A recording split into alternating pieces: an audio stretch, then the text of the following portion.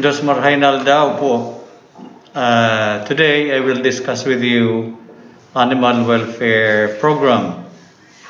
This is provided for under Republic Act 8485 or otherwise known as the Animal Welfare Act of 1998. So kung 1998, this is now 22 years old. So still a young adult. And this was amended 15 years after 1998 by Republic Act 10631 of 2013. Why do we have this animal welfare law? It's because we have with us in our community several kinds of animals that we are taking care of. And most of the animals are food animals that we are consuming for our own subsistence. Now, what is the purpose of the promulgation of this law? So, number one is to protect. Pag sinabi nating to protect, it is as if we are a father to our kids or to our children. The way we protect them, it is the way how also we protect animals, the kind of attitude that we take care. And promote, it means to preserve their welfare or well-being. So to protect and preserve or promote the welfare of all animals. So pag sinabi nating animals, what kind of animals? It refers to terrestrial. Pag sinabing terrestrial, those that are walking on earth, kagaya ng mga aso, ng mga baboy, ng mga other livestock. Okay. And then aquatic. Pag sinabing aquatic animals, those that thrive on the sea, especially on the high seas. And pag sinabing marine animals, it refers to animals thriving in inland waters. Especially in the Philippines, we have so many inland waters. And these animals include birds. Pag sinabing birds, those that are flying, parang si Superman o eroplano, flying. And in the definition of birds, the technical definition of birds includes poultry. Pag sinabing manok, it is part of the definition of birds. Kaya pag meron tayong epidemic na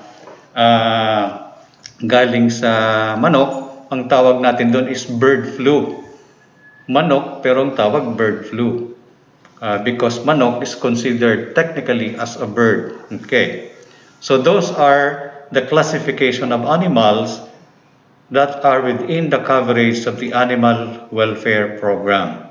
So terrestrial, aquatic, and marine, including birds. Now, how do we regulate the promotion, the promotion of the welfare of animals? By supervising and regulating establishments. Pag sinabi nating establishments, those institutions or establishments that are keeping the different kinds of animals that we have already defined and mentioned. Specifically, the operation of all facilities. Pag sinabi nating establishments and facilities, it refers to those establishments that are engaged in breeding, not intended for trade or sale, but only for breeding, or either for maintaining, or for keeping, or for treating, or just for training. It may include either for trade or for any form of business, or just a mere household pets. So it includes that. Okay. Now, specifically, those taking care of those animals, as we have mentioned, are establishments that need to be registered with the government through the Bureau of Animal Industry. So when you are engaged in taking care of these animals, whether for sale or not, there is a mandate to be registered with the BAI. So any person, association, partnership, corporation, cooperative, or even the government that establish and maintain and operate the different establishments like pet shop. So pag sinabi nating pet shop, yung mga iniipunan ng mga different kinds of household pets na pinagbebenta, ano po. And then kennel. Pag sinabi nating kennel, kung tayo mga tao merong hotel for kung nagbabiyahe tayo so that we can have a temporary shelter, animals also have hotels in cases the owners are going out of their own municipality or are going to make travels to far distance places that they cannot tag along their animals. We have hotels for our animals, and they are categorized as kennel. They're called kennel. Or veterinary clinic or hospitals. So even animals have clinics and hospitals, so that when they get sick, and they do get sick from time to time, that they need to be treated also. Okay, that's how we take care of them. And then it also includes stockyard. Pag sinabi nating stockyard, it refers to the area wherein some animals are grouped together or keep in a temporary shelter or place for further disposition. Okay. And then coral. Pag sinabi nating coral, yung it refers to aquatic animals. Stud farm. Ang stud farm are the establishments that refers to the gathering of horses or other large cattle. Okay. And the zoo. You know what is zoo. So these establishments either for the purpose of breeding, for the purpose of treatment, or even for the purposes of commerce, like sale or trading, or even just for mere training purposes. Now, this establishment also includes slaughterhouses. It is commonly known that slaughterhouses are owned by the government. It is seldom owned by private institutions. So even the government is required to register these establishments, because slaughterhouses also houses animals only intended for slaughter for purposes of consumption of humans. So spay and neuter. So spay and neuter, yung usually ginagawa ito sa mga hospitals or clinics or pet shops to neutralize the gender of animals. Okay, one purpose is to control population overflow. Okay. Now the preconditions for mandatory registrations are provided for. We have three specific preconditions. One, the establishment or facilities must be adequate, clean, and sanitary. Pag sinabi nating adequate, it must be proper to the kind of animals that has to be kept or gathered. And then clean, it must be perfectly clean, malinis, okay. And then sanitary, it means that the area itself, the whole surrounding or premises, must be free from any form of contamination for different forms of illnesses or disease to animals. So the purpose is for this establishment to be adequate, clean, and sanitary is not to cause pain or suffering to animals. So imagine, not to cause pain or suffering to animals. That is the very purpose of the preconditions in order for your establishment to be registered. Okay. So we now come to the meat of our discussion, which is animal welfare. So pag sinabi nating animal welfare, it pertains to the physical and psychological well-being of animals. So the physical and psychological. it is like a human being. They also have physical composition and they have psychological composition. Physical because they have the senses, the sense of smell, the sense of sight, the sense of touch. And psychological because they also have feelings. Even if they are animals, they have feelings. If you take care of them, in response, they will also take care of you. Okay, if you do good to them, you become their masters. Okay, so animal welfare pertains to the physical, the whole physicality composition of the animals and the psychological composition of the animals. So how do we express this concern or welfare for animals? First, by the avoidance of abuse, maltreatment, cruelty, and exploitation. So we will see as we go along, as we go further, the examples of abuses, maltreatment, cruelty, and exploitation. So we must avoid this kind of attitude in order to promote the welfare of animals. Okay.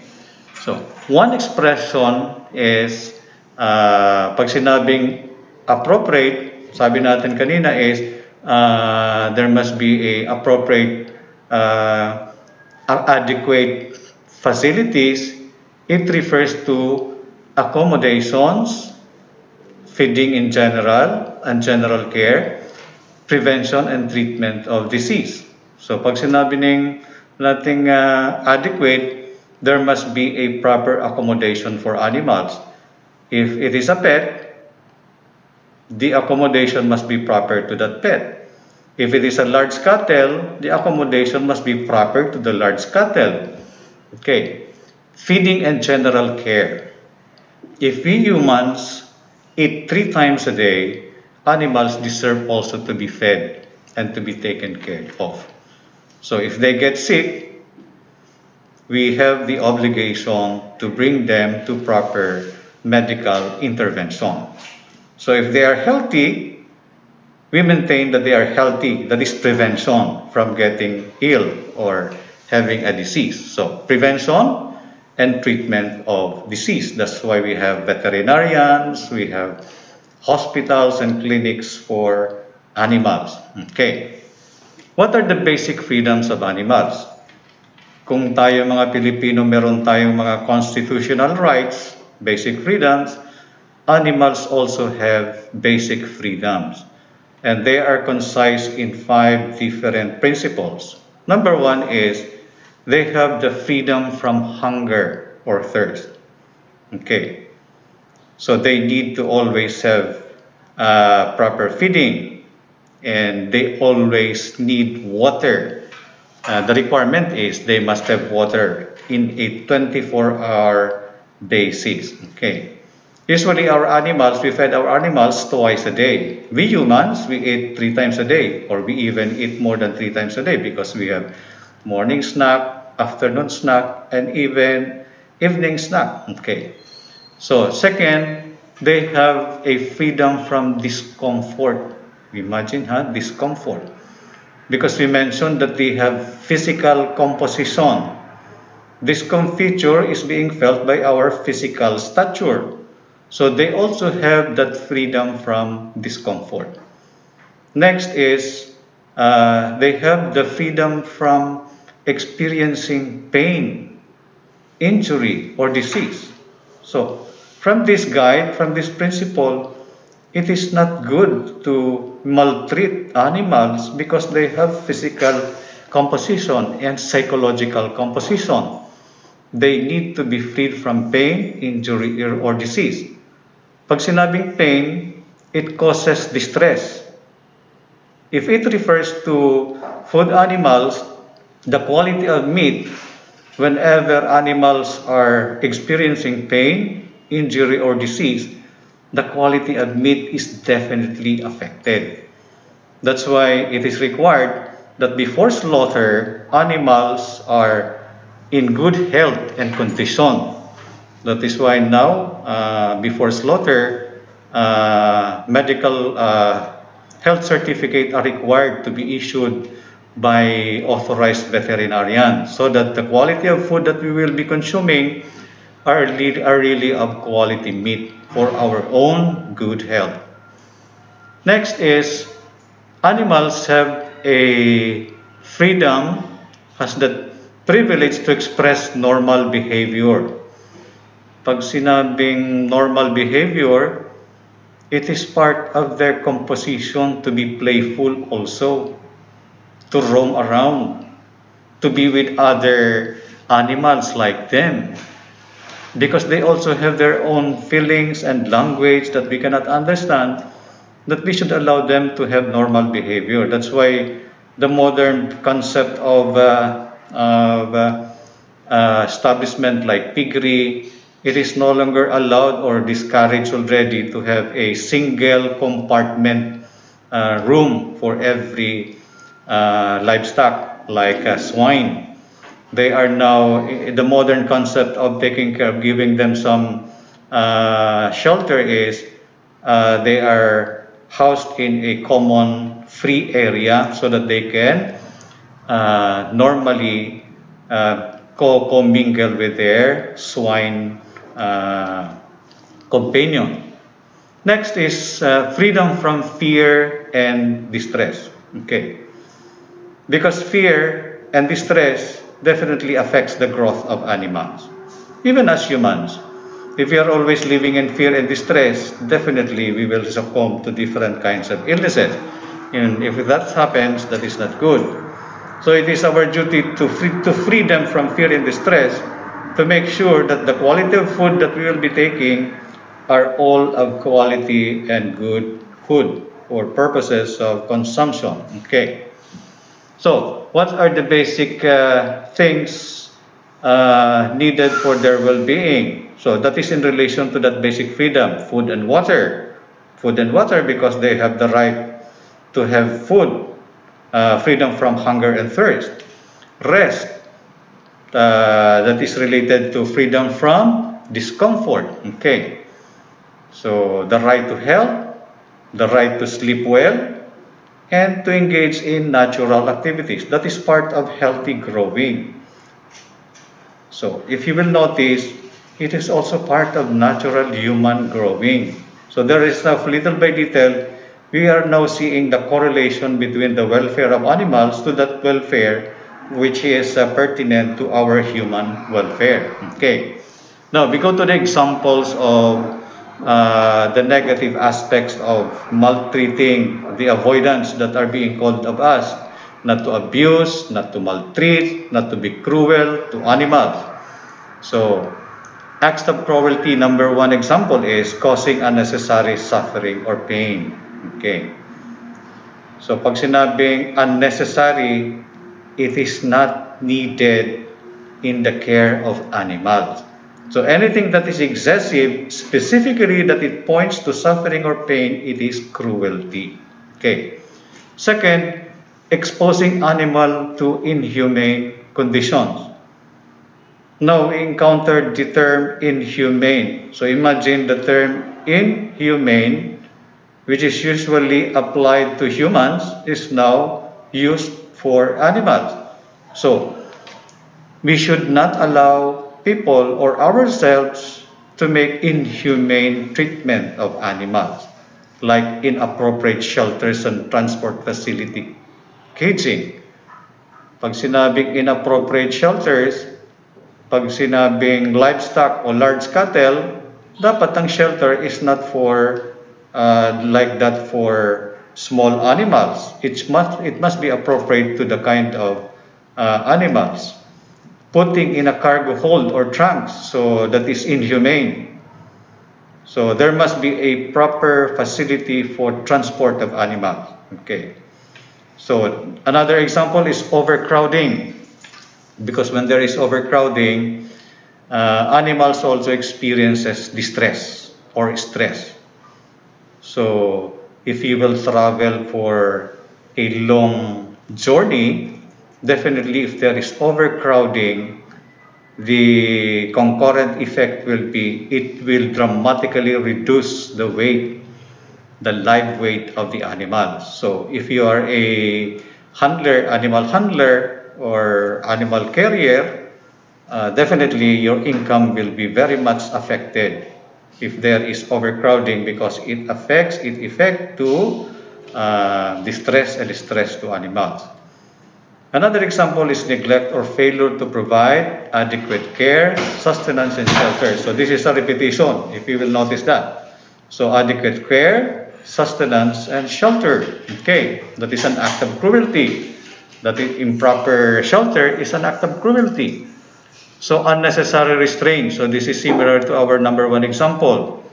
Overworking or failure to provide necessary rest. This is like, for example, for our yung mga work animals in our pasture fields. So there is a limit in using our work animals for a continuous work. So it is not allowed to make our animals, our work animals, to undergo overwork activity. Next is deprivation of adequate food, water, and shelter. So this is a reiteration of the examples that we have mentioned, that animals have that freedom from hunger or thirst. So if we deprive them of food, water, and shelter, that is a form of cruelty. So deprivation of proper care during transport. That's why we have different kinds of checkpoints in every border in our country, making sure that all carried transport carriers that passes through in every borders must be checked for this particular purpose, that there is proper care of animals during transport. So another example is illness. If the animal gets sick, if you deprive them of proper care, you are guilty of cruelty. Pregnancy. If the animal is pregnant, it is required of us to take care of them until delivery. Or parturition. During parturition, this is now the point of delivery, we must attend to the needs of the animals during delivery. If we deprive them of the proper care, we commit a form of cruelty against animals.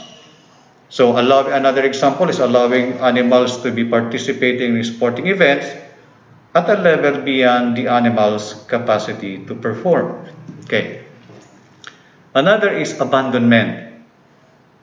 If you are angry or you do not like anymore your animals, do not abandon them. It's better to donate them so that they can be taken care of people who want to take care of them.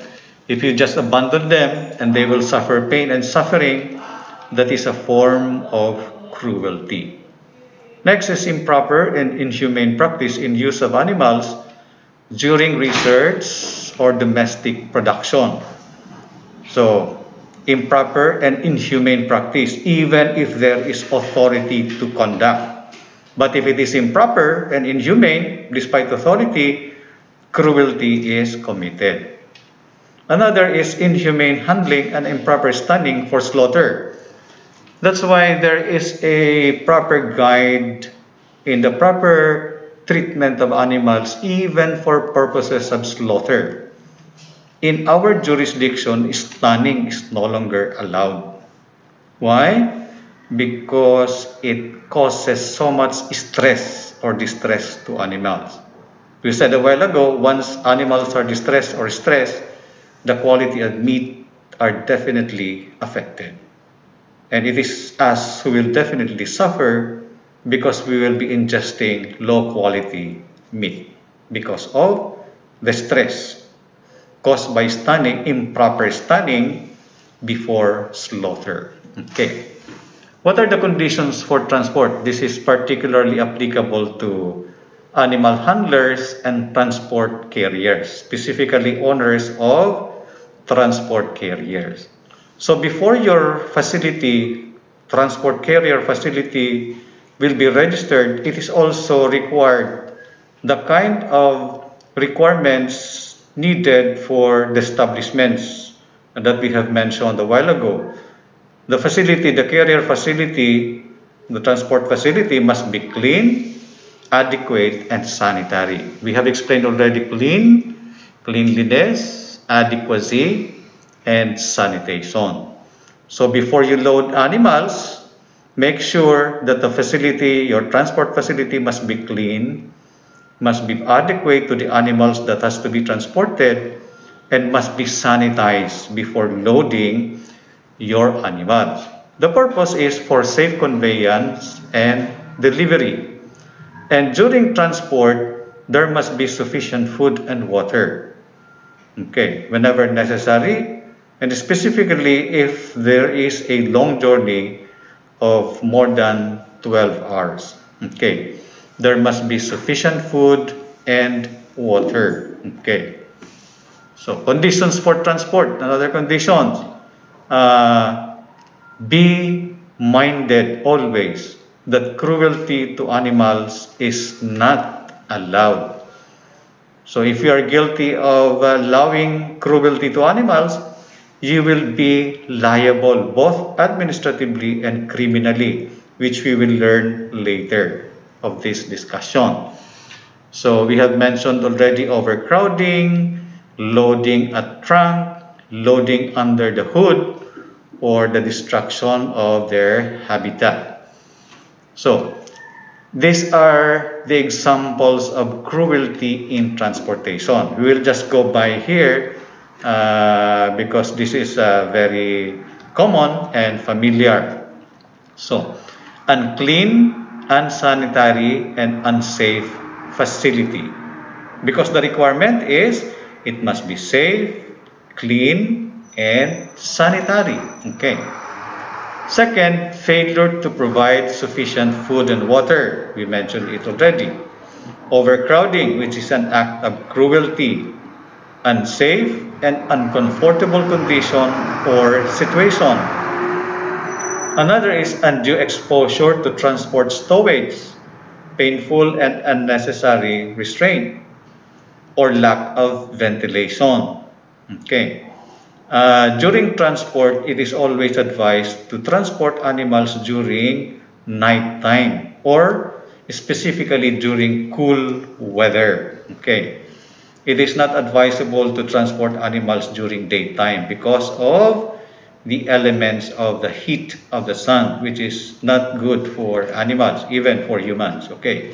Exposure to extreme weather condition and inappropriate cage. So, number 7, this is a discouragement, which is an exposure to extreme weather condition like daytime travel when there is so much heat and when there is a bad weather condition. Okay. So, what are the stressor to animals? So, this is very common. Pag sinabing stressor to animals, what causes stress to animals? Even to humans, these stressors are also present or applicable like injury, hunger, new environment. Pag sinabing new environment, if you are placed in a new environment which is not very familiar to you, our natural reaction is very different. We are not relaxed. Okay. So it causes stress if you are not relaxed. Fear, noise, discomfort, and thirst. So those are the common stressors to animals. They are also stressors to humans. Okay. So signs of high stress to animals, specifically for cattle and swine, like vocalization, squealing. If you hear them singing in the evening, not in the morning, maybe they are an expression of discomfort or they are sick. Okay, restlessness or high level of movement, unresponsiveness, increased excretion, lying down in a new environment, or panting. These are the signs, expressions of animals that they are sick. That whenever we observe this from them, it is high time to examine them or to refer them to proper authorities for proper medical intervention. Okay. Now we come to the unlawful acts. So these are the prohibited acts. So if we commit these unlawful acts, as we will define as we go along now, you will be liable, which we shall see later. Number one, torture any animals. So we have already shown some examples of torture like cruelty, maltreatment. So that is a form of torture to any animals. Okay. Second is neglect to provide adequate care, sustenance, or shelter. So it is your obligation, specifically if you are growing animals for purposes of sale, there must be adequate care, sustenance, proper provision of food at least twice a day, the adequate form of shelter that should be provided to them. If we neglect to do these duties, you will be liable for unlawful act number two. Third is maltreatment and cruelty. We have shown the example already. Fourth is dog fights or horse fight or bull fight. It is no longer allowed. Dog fights, horse fight, or bull fight. Why? Because it causes pain or injury to animals, which is not allowed under animal welfare program. That's why even in Masbate, there is no more dog fight, horse fight, or even bull fight. What we see now in Masbate is bull show, not bull fight anymore, because it is no longer allowed under the law. Okay, number five, killing of animals. Okay, as a rule, killing of animals is a form of cruelty. We will see later that there are exceptions to killing of animals, that we need at some certain points that we need to kill animals. Okay, we will see the examples later, the exceptions. Number six, unlawful act is when we cause or procure to be tortured. We become the instigator, or we give the occasions for animals to be tortured, even if we are not the one torturing animals. Indirectly, we become liable for the torture of animals. Okay. Number seven, depriving of adequate care or sustenance of animals. So it is our duty to provide adequate care or sustenance. If we fail to do that, we commit unlawful act number seven. Okay. Number eight, use for research and experiment without authority. That's why even state colleges and universities, they are required to ask permission from the Department of Agriculture through the BAI to ask for a permit or license or authority to conduct research and experiment. On their own, without authority, it is unlawful. Number nine, cruelty in transportation. So we have shown the example of what is cruelty in transportation. It has to be avoided. Number 10, transportation, importation, and exportation from non-cruel and inhumane sources, such as dolphins and whale. Okay. So there should be no transportation, importation, and exportation from this kind of sources. Okay. So those are the unlawful acts as defined under 8485 as amended. Okay. What are the exceptions to killing of animals? This is number 5 of the unlawful act. Killing of animals is unlawful except. So number 1 exception is when the killing of animals is part of a religious ritual.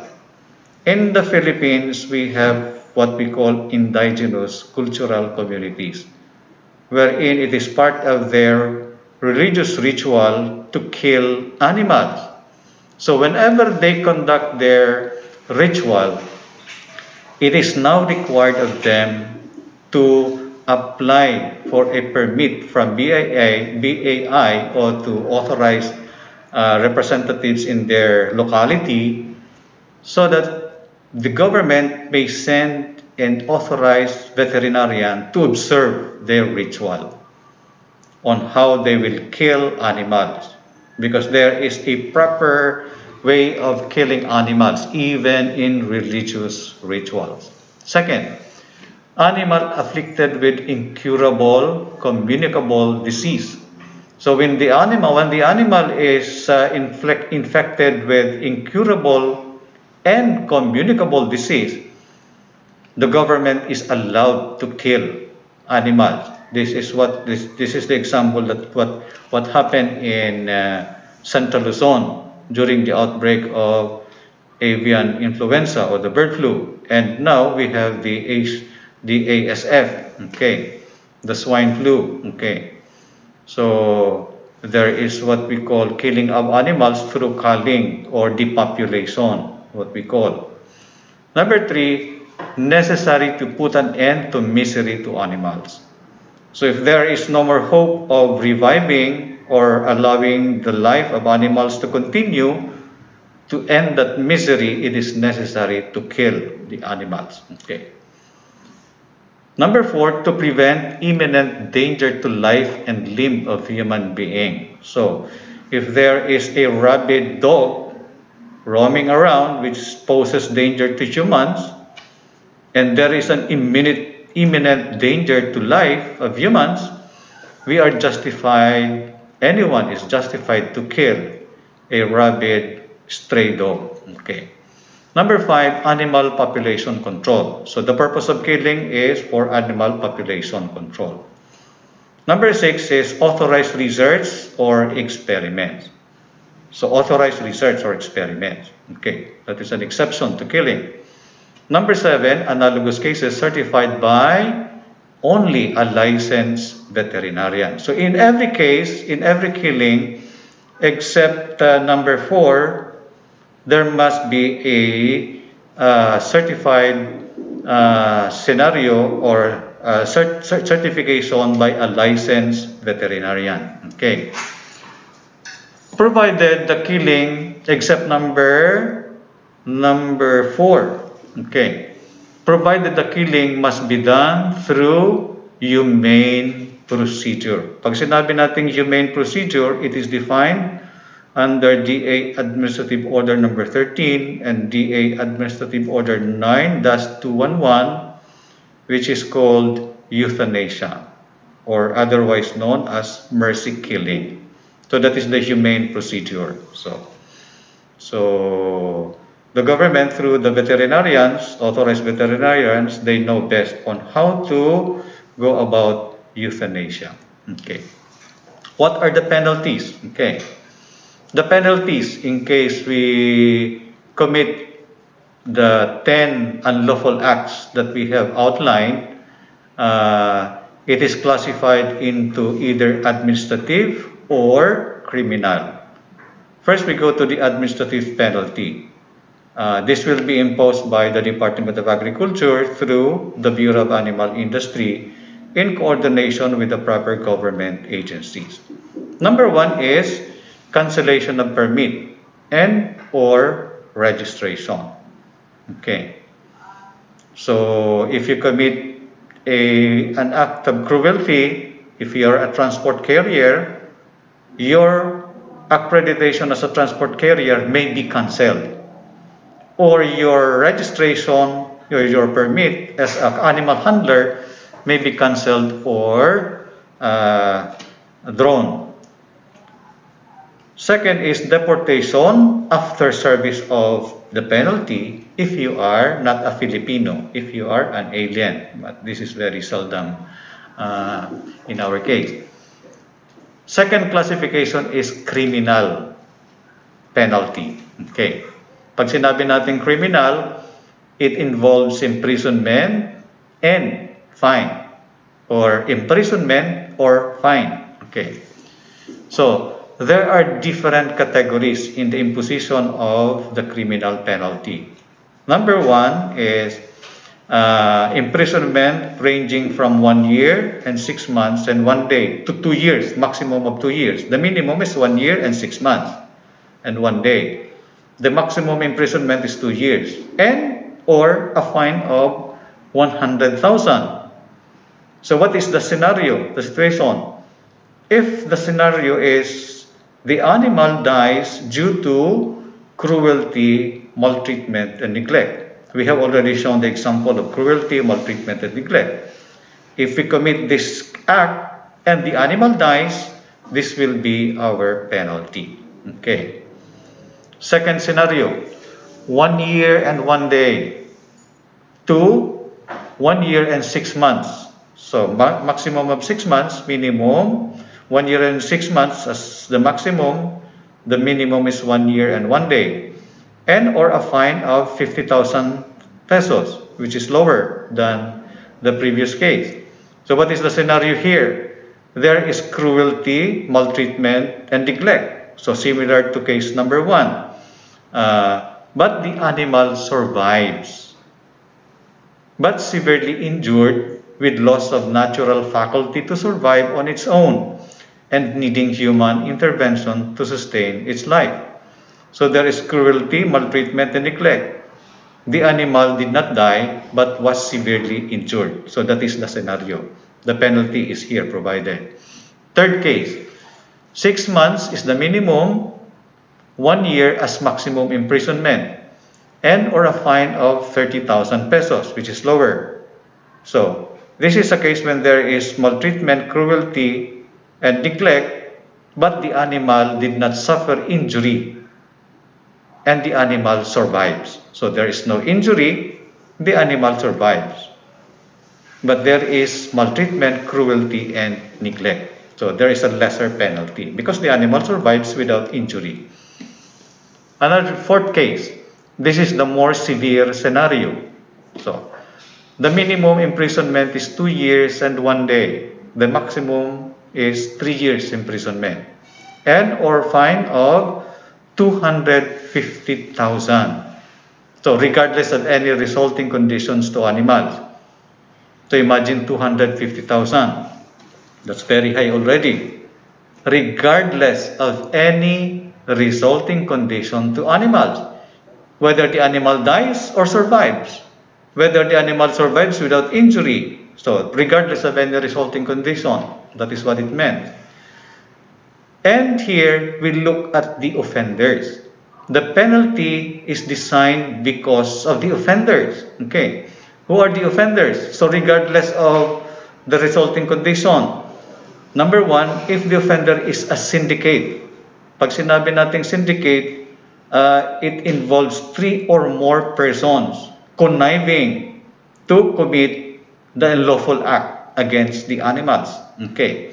Number 2, anyone who makes business out of cruelty to animals. So it is his habit or anybody's habit or part of his business out of cruelty to animals, making cruelty to animals.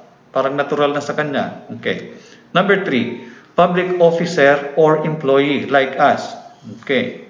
So if we commit unlawful act as we have defined, we are liable to this kind of penalty. Okay.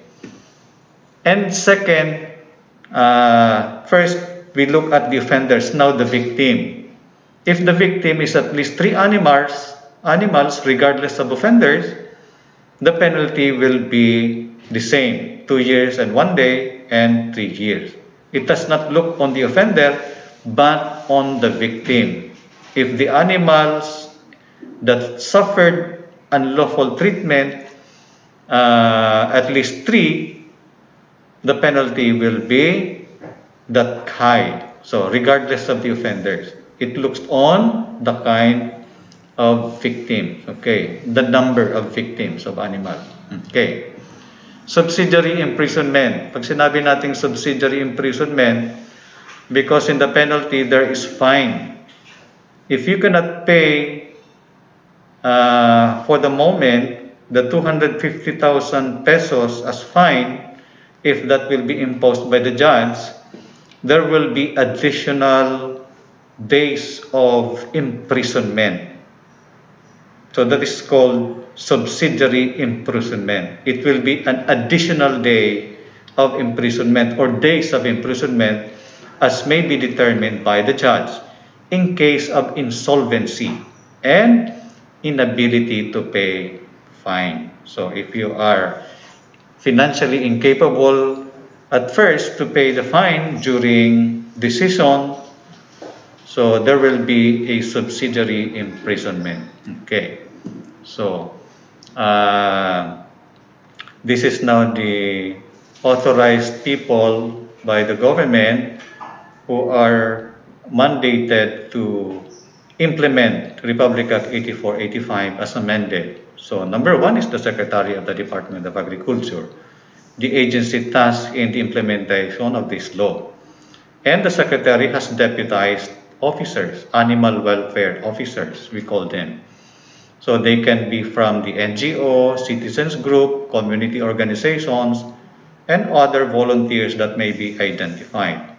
But whenever they are identified, necessarily they will have to undergo trainings as required by law. So like for example, the PNP, the NBI, and other law enforcement agencies as partners in the implementation of animal welfare program. So in summary, animal welfare, the taking care of animals, is ultimately human welfare. Because welfare of humans and the welfare of animals are closely linked. So thank you very much. I hope that you can be a great provider for the animal welfare program.